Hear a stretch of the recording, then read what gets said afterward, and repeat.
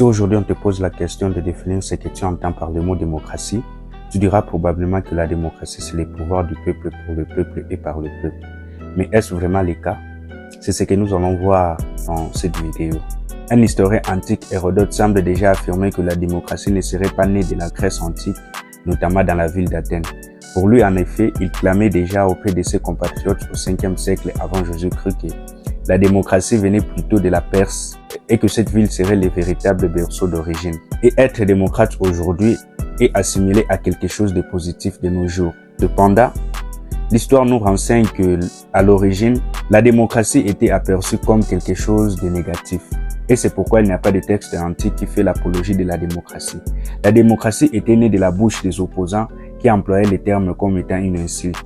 En effet, la démocratie est née plutôt au milieu du désordre, dans les protestations de l'opposition qui voulait passer un message contre ses dirigeants. Ces derniers employaient le terme démocratie, en grec kratos qui signifie excès du pouvoir, et le mot démos qui signifie non possédant dans le sens de ces sujets. De ces deux mots, démos et kratos, naissent le mot démocratie que l'on peut littéralement traduire comme étant l'excès du pouvoir sur les non possédants qui sont le peuple dans son ensemble.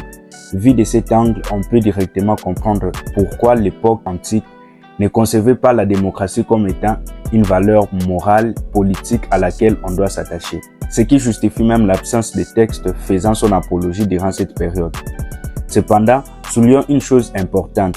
Il y a un auteur au 5e siècle avant Jésus-Christ, au nom de Périclès, qui a eu à qualifier le régime politique de la Grèce antique de démocratie. Il s'est justifié comme suit. Notre régime politique a pour nom démocratie parce que dans l'administration, les choses ne dépendent pas du petit nombre, mais de la majorité. Cette citation nous fait directement penser à la forme de la démocratie actuelle que nous avons et ce qu'on peut comprendre à première vue de la démocratie.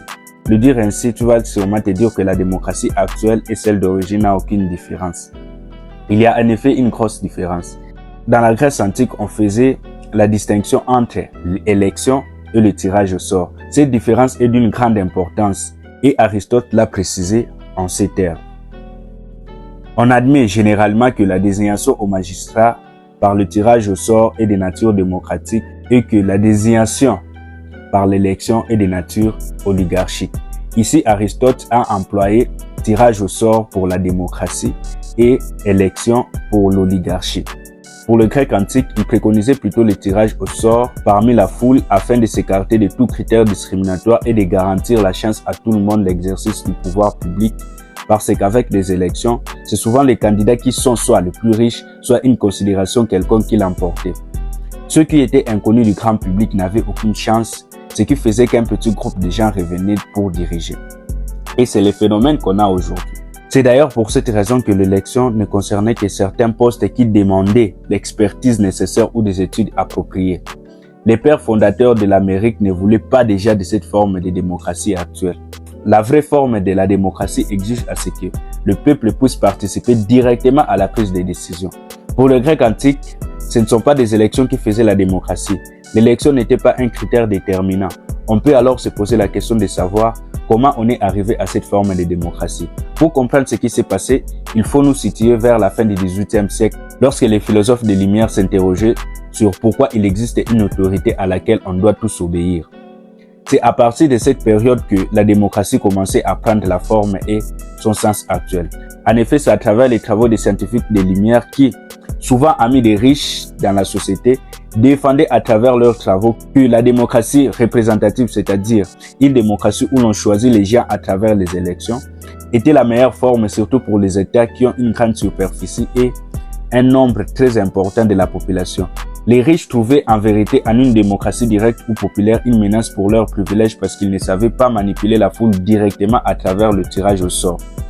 C'est ainsi qu'on a eu à choisir des élections à la place du tirage au sort et que l'élection qui était auparavant oligarchique ou aristocratique devenait petit à petit l'élément central afin de parler de la démocratie ou plus largement un modèle de régime où le peuple a le pouvoir.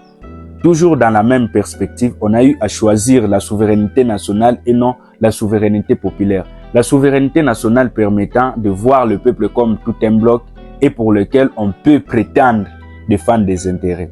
c'est cette souveraineté qui a permis à Emmanuel Macron de dire que le pouvoir ne se trouve pas dans la rue lors des manifestations contre les réformes sur la retraite. Le pouvoir est en vérité cédé et le peuple n'en possède plus. Alors que dans la souveraineté populaire, on voit d'abord la population dans sa particularité. Ici, c'est chacun qu'on voit qui forme l'ensemble. Mais avant de terminer, il y a un point très important qu'on aimerait parler. Comment on vote? Est-ce qu'on décide vraiment de nos élus? La réponse à cette question, nous la trouverons à partir de 1917. En cette année-là, en 1917 donc, lors de l'entrée en guerre des États-Unis, le gouvernement avait besoin d'utiliser la propagande afin que son peuple, qui vivait et était habitué à vivre dans la paix, puisse accepter voir ses soldats partir combattre loin de leur territoire. Car avant cela, les États-Unis ne voyaient pas d'intérêt majeur pour eux de participer à une guerre lointaine. On a eu à créer tout un comité chargé d'orienter l'esprit de la masse, ou pour être un peu plus direct, un comité chargé de manipuler la population afin que celle-ci adhère à l'idée selon laquelle c'est de leur intérêt que les soldats américains se fassent tuer pour une guerre qui se déroule loin de leur territoire et qui n'a même pas aussi commencé chez eux. Cela fut une grande réussite d'utiliser la propagande en temps de paix et cela s'est répandu jusqu'à aujourd'hui.